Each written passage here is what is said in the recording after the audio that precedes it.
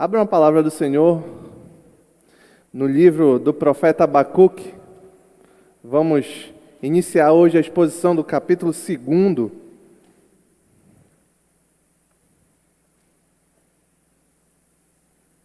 Livro do profeta Abacuque, no finalzinho do Antigo Testamento, quase chegando no Novo, depois do livro de Naum. Abacuque, capítulo 2.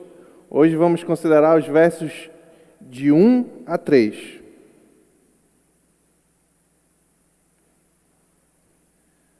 Durante 16 anos, eu exerci a advocacia.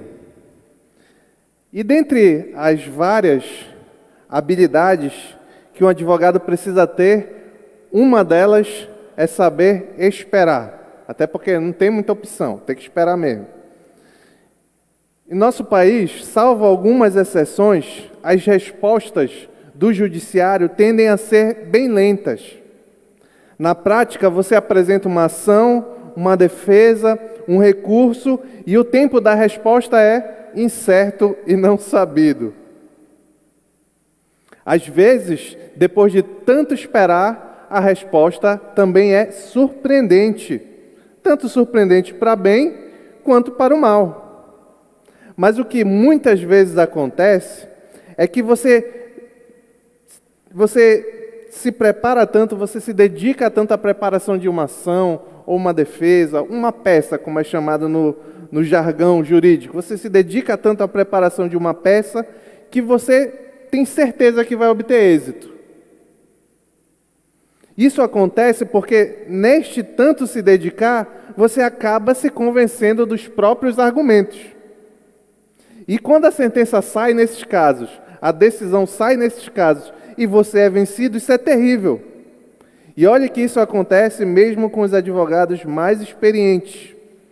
Muito porque o nosso sistema judiciário, ele é formado por N juízes, N cabeças.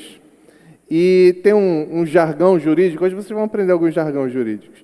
Tem um jargão jurídico que diz o seguinte, que cabeça de juiz é igual fralda de neném. Quem é do mundo do direito já sabe o que é isso. Por que cabeça de juiz é igual fralda de neném? Porque quando abre, não sabe o que é que tem lá dentro. E lembrem-se, assim como tem advogado ruim, tem também juiz ruim, não se enganem. Abacuque, no livro onde nós estamos vendo, apresentou um recurso diante do Senhor. E Abacuque se convenceu das suas razões. Só que o apelo foi para aquele juiz que não pode errar.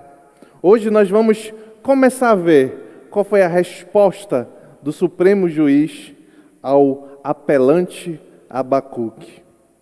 Então vamos lá, capítulo 2, versos 1 a 3. Vamos ler a palavra do Senhor. Ficarei no meu posto de sentinela e tomarei posição sobre a muralha. Aguardarei para ver o que o Senhor me dirá. Que resposta terei à minha queixa?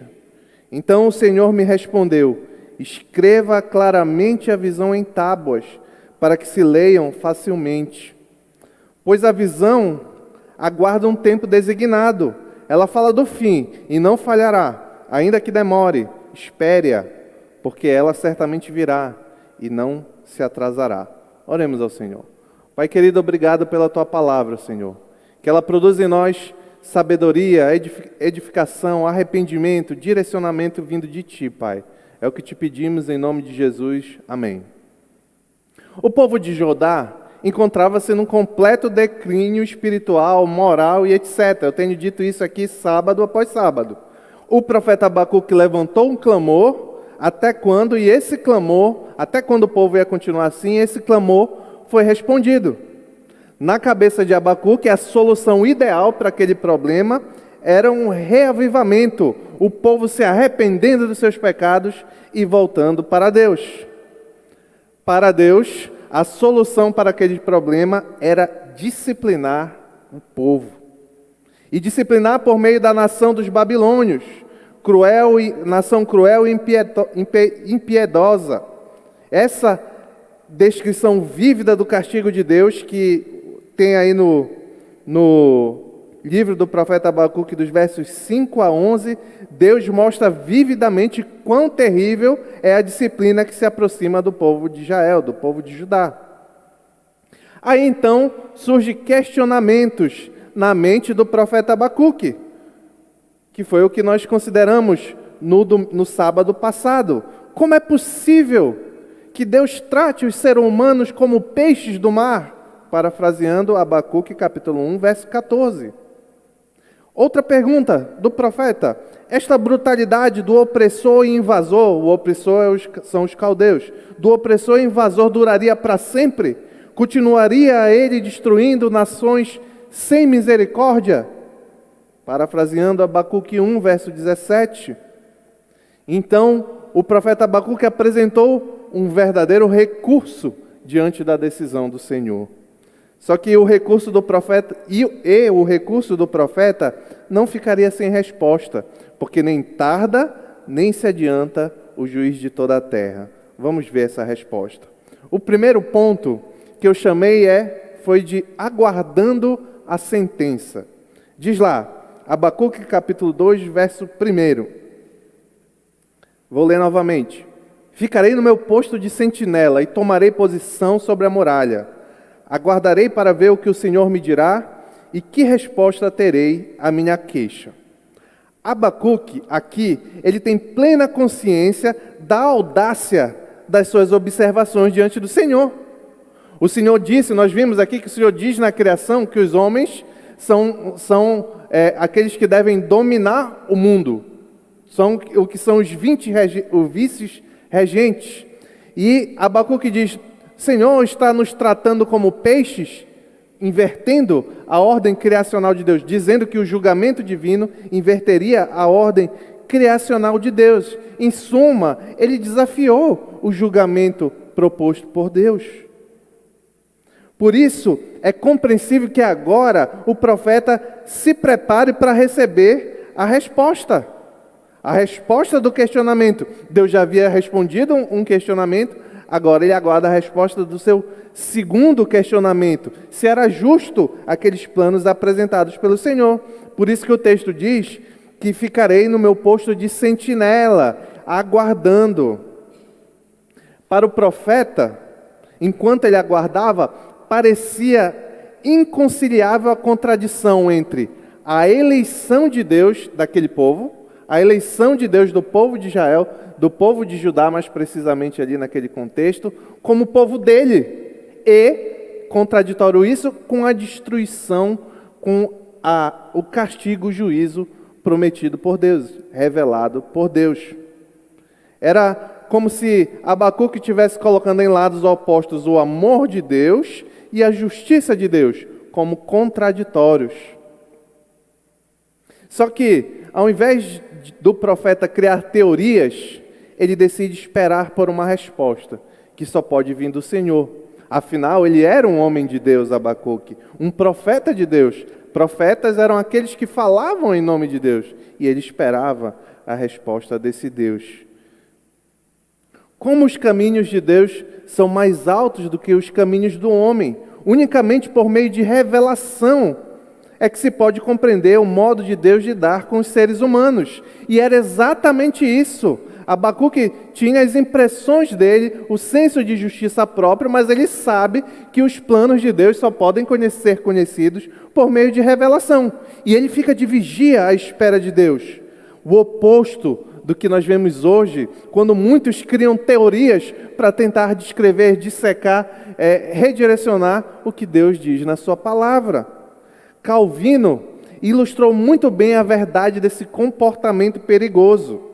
Ele disse assim: todos aqueles que se entregam aos seus próprios conselhos merecem ser esquecidos por Deus e ser deixados para Ele, para que sejam arremessados daqui para ali, de cima para baixo e de baixo para cima por Satanás. Pois a única segurança do fiel que não falha é a aceitação da palavra de Deus. Em outras palavras, o profeta Abacuque estava seguindo o conselho aqui de Calvino. Eu sei que isso é um anacronismo, porque Calvino vem bem depois de Abacuque, mas ele estava exercendo esse comportamento aqui que Calvino defende. Ele questionou Deus, ele foi ousado, nós vamos ver isso mais na sequência da resposta de Deus, mas ele aguardou a resposta do Senhor. Ele não criou uma resposta para o Senhor, em nome do Senhor, mudando os planos do Senhor, atualizando os planos do Senhor. Não, ele aguardou a resposta do Senhor. E a certeza da espera do profeta estava na fé que, como ele já havia sido respondido uma vez, que ele seria respondido novamente. Por isso que ele diz: aguardei para ver o que o Senhor me dirá, e que resposta terei à minha queixa.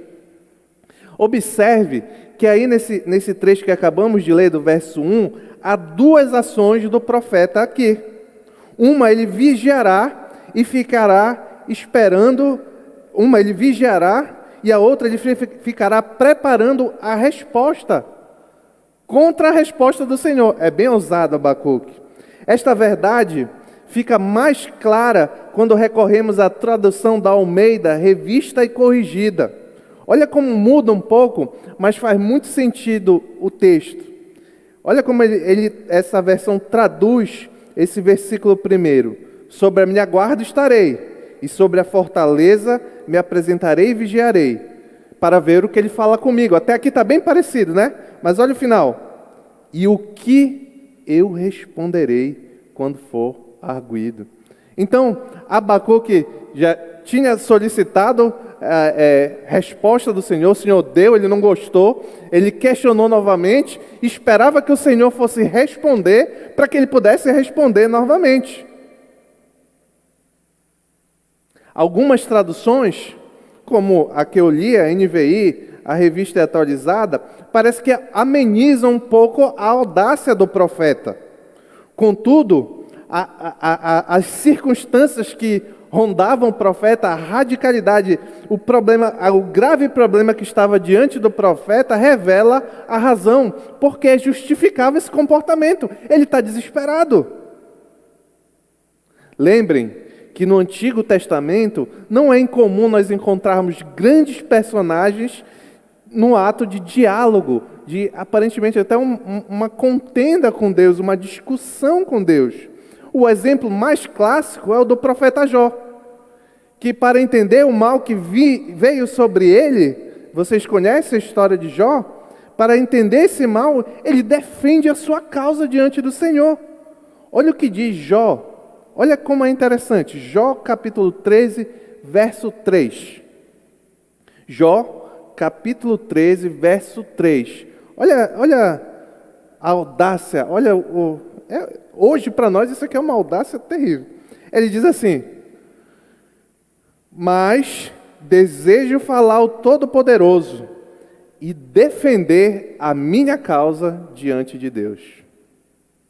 Jó anseia encontrar em Deus, anseia também encontrar Deus para que possa encher, olha aí, o negócio vai subindo, o tom vai subindo, para encher a sua boca de argumentos contra os planos de Deus. Olha lá, Jó capítulo 23, versos 4 a 6. Se referindo a Deus, ele diz: eu lhe apresentaria a minha causa e encheria a minha boca de argumentos. Estudaria o que ele me respondesse e analisaria o que me dissesse. Será que ele se oporia a mim com grande poder? Ele não me faria acusações. Olha como não é incomum nós vermos no Antigo Testamento esse diálogo dos profetas com o Senhor. E aqui Abacuque está no meio desse. Abacuque espera a repreensão do Senhor, mas se prepara para rebater, para argumentar. Nós já vimos, deixei bem claramente há 2 mensagens atrás, que nunca desconsiderando a divindade, o poder, a soberania, a justiça de Deus, é ousadia, não é desrespeito. Vamos deixar bem claro. E aqui, existe já nesse primeiro ponto, existem algumas lições. Primeiro, é que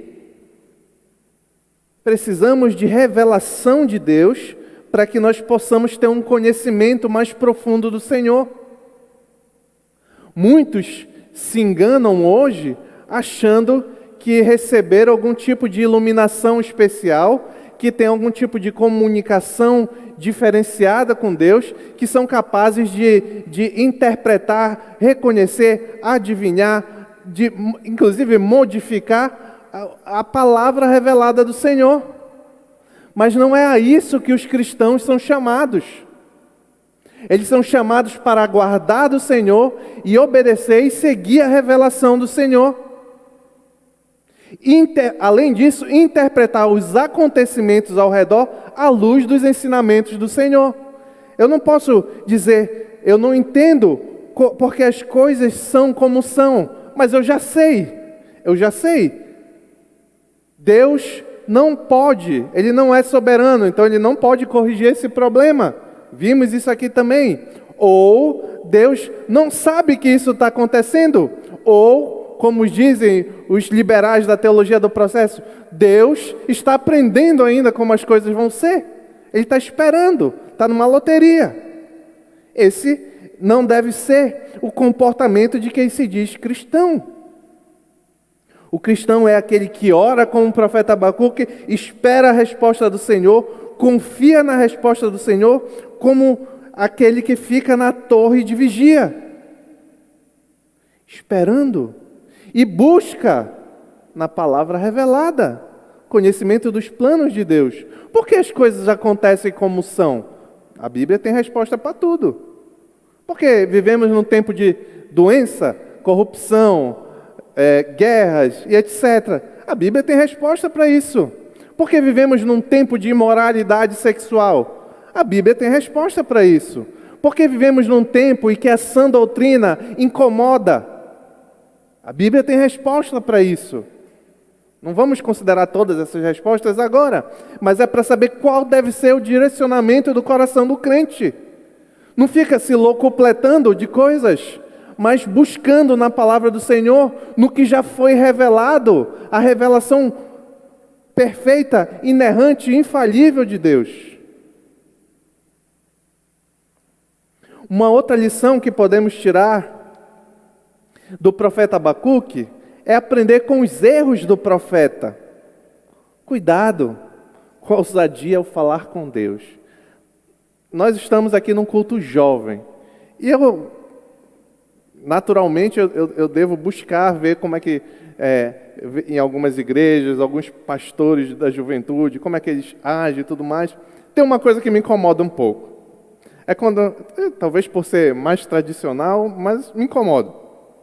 É quando aqueles pastores que o Deus é o chapa, é o brother, é o amigão, e apaga a luz, bota os negócios, essa cafonada toda. Isso aí, vê bem, revela uma falta de reverência ao Senhor.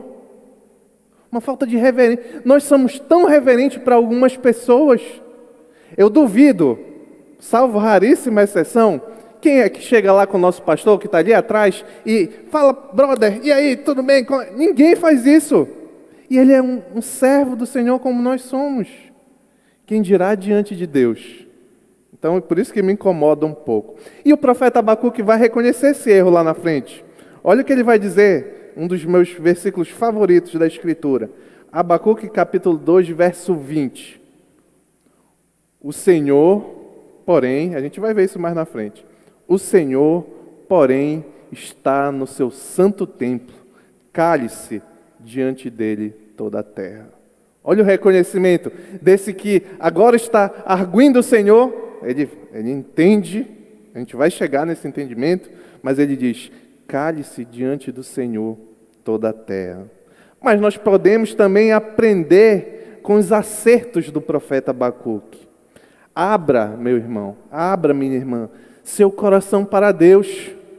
Abra, coloque diante de Deus sua queixa, com respeito, com reverência, como acabamos de falar, mas lamente diante do Senhor, coloque diante do Senhor sua dor, o seu problema, ore confiantemente, Ele é seu Pai. Cristo morreu para que todo aquele que nele crê fosse adotado como filho de Deus. Assim como um Pai amoroso na terra, nós temos um Pai, os cristãos, amoroso no céu, aqueles que têm na terra. Mas aqueles que são cristãos, pode até não ter na terra, mas tem no céu. Então ore ao Senhor a sua queixa, o seu problema, a sua angústia, o seu medo. Aqui nós temos, graças a Deus, nós temos aconselhamento bíblico. Eu aconselho, o pastor Paulo aconselha, o Márcio Santabrígida, o irmão Márcio Santabrígida aconselha. É uma prática saudável que nós vamos conversar, buscar conhecimento à luz da palavra do Senhor. Mas se você já participou de um aconselhamento, se não participou, quando participar, você vai ver que a primeira ferramenta que deve vir à mente para que qualquer coisa ande é a oração. É orar ao Senhor. É buscar nele a resposta e a sabedoria. E aguardar pacientemente como o profeta Abacuque. O segundo ponto, o primeiro era aguardando a sentença. O segundo ponto é a publicação da sentença. Está lá no verso 2. Então o Senhor me respondeu. Capítulo 2, verso 2. Então o Senhor me respondeu. Escreva claramente a visão em tábuas, para que se leia facilmente. Aqui inicia em si a resposta digna do desafio proposto pelo profeta Abacuque. E a resposta vem por meio de uma visão a ser escrita em tábuas. E essa tábua aqui não é de madeira não, é tábua de pedra. E aqui vem a resposta: escreva claramente a visão em tábuas, para que se leia facilmente. Por quê? Por que em tábuas? Por que em tábuas? Para demonstrar que Deus não estava disposto a continuar a ser retrucado pelo profeta. Pois a resposta deveria ser registrada de forma permanente. Depois que registrou lá na tábua, não dá mais para mudar. Ele não quer mais saber. É como se Deus dissesse assim, Abacuque vai lá e questiona Deus, não, mas é assim, não, mas Deus, coitado do povo, mas... Escreve em tábua aí, em pedra aí. Agora já acabou, já falou, já deixei de falar, bacana. Agora escreve em pedra, porque agora não tem mais mudança. Outra verdade que se extrai da instrução para se escrever em tábuas é que a resposta possui um significado que não seria somente para aquele momento e somente para o profeta Abacuque, mas também para gerações e para outras pessoas que tomassem conhecimento daquelas tábuas. É uma revelação semelhante, guarda alguma semelhança com a dos 10 mandamentos. Lá em Êxodo, capítulo 24, verso 12, diz assim: Disse o Senhor a Moisés, suba ao monte, venha até mim e fique aqui, e lhe darei as tábuas de pedra com a lei e os mandamentos que escrevi para a instrução do povo. Então, era o que Deus ia revelar para o profeta Abacuque, era algo definitivo, permanente, e que o povo deveria tomar conhecimento. É por isso que, na sequência do verso 2, ele diz que deveria ser escrito para que se leia facilmente. Ou, quem tem na revista atualizada tem uma tradução interessante, diz assim, para que se leia até quem passa correndo. Quando a gente lê, e eu também quando li, eu tive essa impressão que vai fixar, né, no lugar, vai ser uma tábua de pedra grande, e vai fixar de forma que quem passa correndo consegue ler. Mas não é essa a ideia do texto. A ideia de ser escrita em tábuas de forma que leia até quem passa correndo, é que no futuro aquilo deveria ser divulgado, difundido. É esse o ato de correr. Os profetas no Antigo Testamento frequentemente são apresentados como aqueles que estão correndo, com seu anúncio. Aqui podemos tirar um exemplo aqui do profeta Jeremias, capítulo 23, verso 21, que diz assim, não é o contexto igual, mas dá para entender a ideia do correndo. Diz assim, Jeremias, livro do profeta Jeremias 23, capítulo 23, verso 21. Não mandei esses profetas, todavia eles foram correndo, não lhes falei a eles, contudo profetizaram. A NVI, ela já traduz esse mesmo verso com, ao invés de e eles foram correndo, ela já interpreta dizendo assim, correndo levar a mensagem. Então a ideia de que até quem passasse correndo tomasse conhecimento é a ideia de difundir, divulgar, espalhar aquela mensagem. Assim, a resposta ao questionamento do Abacuque seria gravada em tábuas de pedra. E muitos mensageiros nos tempos futuros deveriam correr, divulgar, espalhar aquela mensagem. Não podemos deixar de relacionar a visão revelada a Abacuque com a palavra de Deus. A palavra de Deus é a mensagem do Senhor, não gravada em pedras, mas gravada em um livro. E a ideia é similar. Você que se aproxima do Senhor, você que é transformado pela palavra do Senhor, tem um dever, que não é só dos cristãos, não é só dos pastores, não é só dos missionários, não é só dos evangelistas, é de todo cristão. Como você tem corrido com a palavra do Senhor? Aonde você tem divulgado? Aonde você tem sido um instrumento para que cada vez mais pessoas conheçam os planos, o Evangelho Salvador de Jesus Cristo? Nas redes sociais, onde você estuda, onde você trabalha, com seus familiares. Olha que eu tenho muito...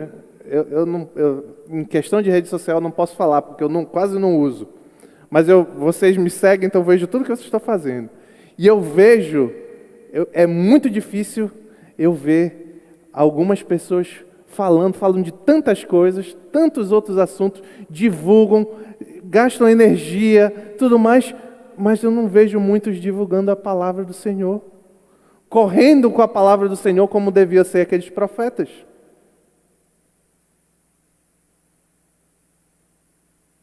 A palavra de Deus, à luz deste verso, à luz da gravação dela em pedra, ela não deve ser questionada, ou ela não deve ser interpretada sobre os nossos questionamentos pessoais, sobre o nosso senso de justiça própria, sobre o nosso senso de bondade, sobre o nosso senso de sabedoria, mas sobre obediência. Sobre obediência. Hoje as pessoas vão com toda a sua cosmovisão, com todas as suas ideias, com toda a sua mente, e se aproxima da Escritura e quer, a partir dessas ideias, interpretar a Escritura, como se a Escritura fosse secundário à nossa forma de pensar. Só que a Escritura é aquilo que deve moldar justamente a nossa forma de pensar. É ao contrário, você parte das Escrituras para ter a base de como você olha o mundo. E não você olha o mundo e a base do que você vê no mundo você interpreta as Escrituras. É um engano terrível. Você pode achar que é brincadeira? Muitos pastores de internet, pastores coach, que diz que você é o coração de Deus. Que você é tão importante para Deus quanto Jesus Cristo. Rapaz, eu acho que eles, não sei, é uma carência que eles têm. Porque a Escritura não revela isso. A Escritura revela a misericórdia do Senhor com pecadores, miseráveis, inimigos de Deus, filhos da ira, que pela fé, pela graça, pela misericórdia do Senhor, são eleitos para crer e professarem a Cristo Jesus. É completamente diferente. A nós cabe ler, aprender e viver conforme as Escrituras. Quer entender um pouco mais de Deus? Olhe para Cristo. Cristo é a forma mais completa da revelação da verdade divina.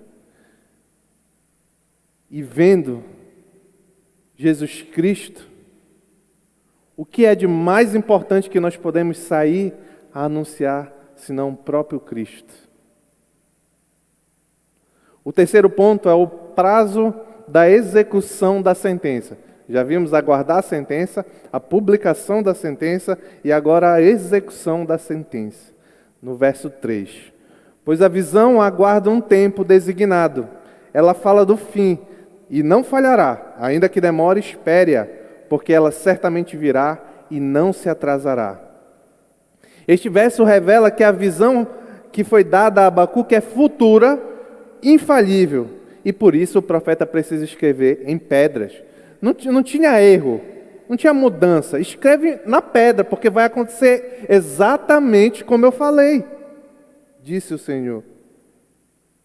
Assim, independente dos questionamentos do profeta Abacuque, ele teve que saber, olha, eu já te ouvi, mas no tempo designado, a dura realidade da devastação do povo e o exílio babilônico vai acontecer.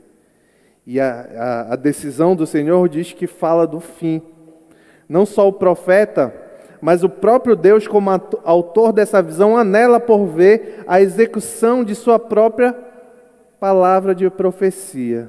Mas o que significa esse fim a que o Senhor se refere? O texto não fornece muita informação para ajudar nessa definição. Contudo, a referência ao tempo designado de cumprimento que viria depois de que muitos mensageiros corressem com aquela mensagem, pressupõe que este fim se refere ao final, ao estágio final da obra de Deus. Logo, esse fim possui o que a gente chama de significado duplo de profecias, porque ele aponta para aquele acontecimento mais próximo ali, que seria quando os caldeus enfim chegassem para levar Judá, mas aponta também para um acontecimento mais distante, o fim escatológico, o cumprimento. Isso é o que nós chamamos de cumprimento duplo de profecias. Alguns profetas do Antigo Testamento, eles anunciavam uma profecia revelada pelo Senhor que tinha dois cumprimentos, um mais próximo e um muito mais distante. Observe que a visão dada a Abacuque era certa, verdadeira, a despeito de todas as aparências em contrário que ele entendesse. Por isso que Deus fala, não falhará, ainda que demore, espere-a, porque ela certamente virá. Abacuque, ou aqueles que lessem, tomassem conhecimento da visão, poderiam até contradizer a mensagem, ou até entender que Deus estava mentindo. Porém, nós sabemos que Deus não mente, não é capaz de mentir. Números 29 e 19. Logo, a terrível visão dada a Abacuque se cumpriria e não se atrasaria. Há uma aparente contradição aqui nesse verso, porque ele diz, ainda que demore, espere-a, porque ela certamente não se atrasará. Ele diz que vai demorar, mas diz que não vai se atrasar. Mas aqui também é só uma aparente contradição. João Calvino vai nos ajudar aqui na solução, comentando esse verso. Ele diz, pelo prisma humano, a visão pode parecer tardia em seu cumprimento, por causa do longo período envolvido em sua concretização. Mas, pelo prisma de Deus, a infalibilidade do seu cumprimento, precisamente de acordo com o plano divino, não pode ser questionado. Então é por isso que ele diz, ainda que demore para você, ainda que para você, Abacuque, demore, ele diz, não se atrasará, no meu tempo vai acontecer. É isso que ele está dizendo em outras palavras. E aqui tem algumas lições para nós quando nos aproximamos do fim. Demorar e atrasar são coisas diferentes. Demorar e atrasar são coisas diferentes. O fato de que muitos cristãos na história da igreja questionaram por que Jesus ainda não voltou, se você entender como uma possível demora, não quer dizer que está atrasado, nem adiantado. Vai chegar no tempo certo. Demorar não é atrasar, são coisas diferentes. A nós que aguardamos no tempo presente, com sofrimentos, lutas e batalhas, cabe confiar nas promessas do Senhor. Elas virão. Não está demorando. Você não está sofrendo demais. Elas virão. O dia certo, elas chegarão. E o Senhor voltará para cumprir todas as promessas prometidas. Ficou ótimo. Sabendo disso, uma outra lição que devemos ter é que quando nós refletimos e pensamos de que haverá o fim, que nós não sabemos quando é o fim e que ele não se atrasará, é que deve mudar a nossa perspectiva. Eu lembro, aqui só os mais antigos vão lembrar, eu lembro que na virada do ano de 99 para 2000, espalhou-se que haveria o bug do milênio. Os mais novos não sabem o que é isso, mas eu vou explicar. O que era o bug do milênio? O bug do milênio era o seguinte: os computadores mundiais, era a teoria, né? Os computadores mundiais, eles não eram ajustados para fazer essa mudança do ano 1999 para o 2000. Não sei de onde tiraram isso. Mas por causa dessa despreparo, digamos assim, da computação mundial na época, achavam-se que quando mudasse ia desregular tudo, as bombas que estavam guardadas iam começar a sair, explodir tudo. Tinha gente que acreditava nisso. Só que nessa época era muito comum nas conversas interpessoais as pessoas perguntarem: o que você faria se só faltasse um dia, ou um mês, ou uma semana para o fim do mundo?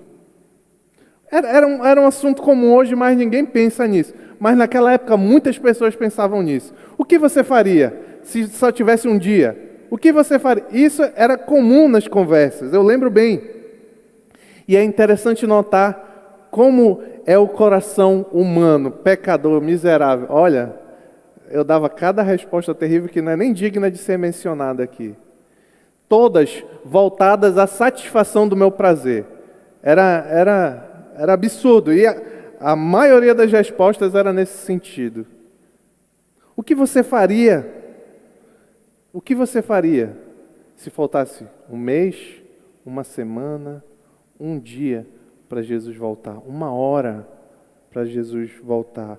Buscaria rapidamente se satisfazer o prazer, os seus prazeres? Fazer aquilo que você queria tanto fazer e não deu tempo?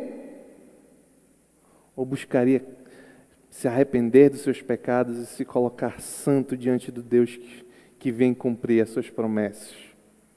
Jonathan Edwards, em suas resoluções, acho que já comentei aqui sobre Jonathan Edwards, ele, com 18 anos ele foi convertido ao Senhor. E ele era bem piedoso, e ele escreveu 70 resoluções que ele deveria cumprir para ser um bom cristão. E entre essas 70 resoluções, ele escreveu a 19ª, ele escreveu assim: resolvi nunca fazer qualquer coisa que eu temesse fazer, se eu esperasse que faltaria menos de uma hora até que eu ouvisse a última trombeta. A entonação ficou ruim, vou ler de novo. Resolvi nunca fazer qualquer coisa que eu temesse fazer, se eu esperasse que faltaria menos de uma hora antes que eu ouvisse a última trombeta. Era um homem que vivia o cristianismo sabendo que deveria sempre, constantemente, ter o melhor testemunho, aguardando a volta, como se fosse imediato, e uma hora, a volta do retorno de Cristo. Concluindo, vivemos hoje, em nosso tempo, em condições semelhantes ao do profeta Abacuque. A imoralidade está aí, a idolatria está aí, a lei do Senhor é desprezada, esnobada, modificada, mal interpretada, mal ensinada, e a maldade parece que cresce e se abunda. Mas uma coisa é certa: a sentença já foi proferida, já foi publicada. Estamos no tempo de aguardar a execução, que chegará no momento certo e será o ponto final. Ainda há tempo de nós termos a absolvição dessa sentença. Basta se entregar a Jesus Cristo, entregar a sua vida ao Messias, crer que Ele é o seu único e suficiente Salvador, que se arrepender dos seus pecados e buscar conhecer o Cristo das Escrituras. Então você vai estar fora da condenação, mas vai receber a sentença das promessas maravilhosas que há para o cristão. Em nome de Jesus, amém.